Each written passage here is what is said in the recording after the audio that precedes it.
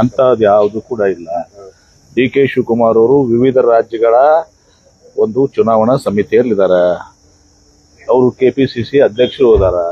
ಹೀಗಾಗಿ ಡೆಲ್ಲಿಗೆ ಹೋಗಿ ಮುಖಂಡರನ್ನ ಭೇಟಿಯಾಗುವಂಥದ್ದು ಸರ್ವೇ ಸಾಮಾನ್ಯ. ಇದು ಅದರಲ್ಲಿ ಏನೋ ವಿಶೇಷತೆ ಮಾಡುವಂಥದ್ದಿಲ್ಲ.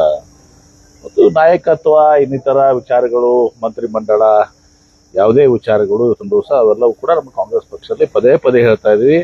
ಇನ್ನು ಮುಂದೆ ಕೇಳಕ್ ಹೋಗಬೇಡಿ, ಇದು ಹೈಕಮಾಂಡ್ ಬಿಟ್ಟಂತ ವಿಚಾರ. ಹೈಕಮಾಂಡ್ ಏನ್ ನಿರ್ಣಯ ತಗೋತದೆ, ಸಿದ್ದರಾಮಯ್ಯನವರು ಹೇಳಿದಾರ, ಡಿ ಕೆ ಶಿವಕುಮಾರ್ ಅವರು ಹೇಳಿದಾರ, ಎಲ್ಲರೂ ಕೂಡ ಕಾಂಗ್ರೆಸ್ ಪಕ್ಷದಲ್ಲಿ ಹೈಕಮಾಂಡ್ ಸುಪ್ರೀಂ ಅಂತಿಮ. ನೀವು ಎಷ್ಟು ಸಲ ಹೇಳಿರ್ತಾವೆ ಬಲವಾದ ನೀವು ಸಲ, ನೀವು ಮಾಧ್ಯಮದವ್ರು ನಿಮಗೆ ಬರ್ತಾವ, ಬರೀ ದಿನ ಒಂದೊಂದು ಡೇಟ್ ಕೊಡ್ತೀರಾ, ಅವತ್ತು ಆ ಡೇಟ್ ಈ ಡೇಟ್ 20 ಡೇಟ್ ನಿಮಗೆ ಆಗಿದಾವ್. ಅದು ನಿಮ್ಗೇನು ಸಂಬಂಧ ಇದಾವೆ? ನಮ್ಮ ಹೈಕಮಾಂಡ್ ನಮ್ಮ ಹೈಕಮಾಂಡ್ ಅವ್ರಿಗೆಲ್ಲ ಗೊತ್ತಿರ್ತದ. ಅದು ನಿಶ್ಚಿತವಾಗಿ ನಿಮ್ಮ ಮನೆಯಾಗ ಇರ್ತಾವ ಸಮಸ್ಯೆ ಏನೋ, ರಾಜಕೀಯ ಪಕ್ಷನಾಗೆಲ್ಲ ದೊಡ್ಡದಾದ ಎಲ್ಲ ಪಕ್ಷದಲ್ಲಿ ಇರ್ತವೆ. ನಿಮ್ಮ ಮನೆಯಾಗಿಲ್ವಾ? ನಮ್ಮ ಮನೆಯಾಗ ಸಮಸ್ಯೆಪ್ಪ, ನಿಮ್ಮ ಮನೆಯಾಗಿಲ್ವ ಸಮಸ್ಯೆ? ಅದೇ 4 ಕಡೆ ಬದಿ ಹೇಳ್ತೀವಿ. ನೀವೇನು ಮಧ್ಯಮ ಮಾತಾಡೋದಿರ್ತದ? ನಮ್ಮಲ್ಲಿ ಏನೇ ಸಮಸ್ಯೆ ಇದ್ರೆ ಹೈಕಮಾಂಡ್ ಅದೆಲ್ಲ ಗಮನಿಸ್ತಿರ್ತದೆ. ಹೈಕಮಾಂಡ್ 4 ಕಡೆಯಲ್ಲಿ ಅದನ್ನ ಬಗೆಹರಿಸ್ತಾರ.